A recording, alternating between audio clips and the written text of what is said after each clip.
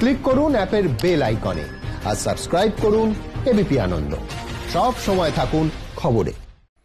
নজর রাখছি পরে খবর। ইস্ট ওয়েস্ট মেট্রোর করিডোর প্রজেক্ট শেষে অনুমোদন দিল কেন্দ্রীয় মন্ত্রিসভা। জানবো আমাদের প্রতিনিধি অরিত্রিক ভট্টাচার্যের সঙ্গে টেলিফোনে কথা বলে। অরিত্রিক, কি খবর পাচ্ছ?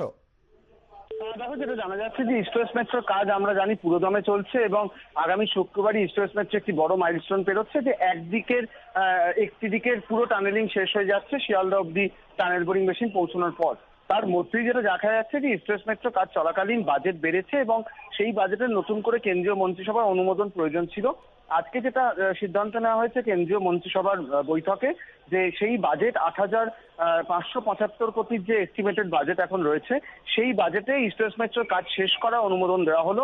আমরা জানি যে চলতি সপ্তাহেই যখন ফুলবাগান স্টেশনের উদ্বোধন করা হয়েছিল, সেখানে ভার্চুয়াল অনুষ্ঠানে রেলমন্ত্রী নিজে বলেছিলেন যে 2021 সালের মধ্যে তাদের লক্ষ্য যাতে ইস্ট ওয়েস্ট মেট্রো 2021-এর শেষে গিয়ে সম্পূর্ণভাবে যাতায়াতটা করতে পারে পুরো রুটটা, অর্থাৎ হাওড়া ময়দান থেকে সেক্টর 5। সেই দিকে এগোনোর জন্য এই অনুমোদন অত্যন্ত জরুরি ছিল।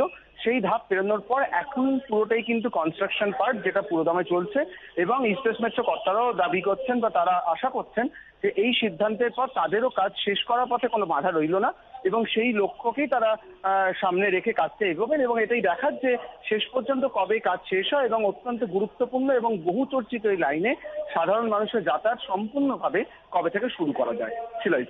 ধন্যবাদ অরিত্রিক।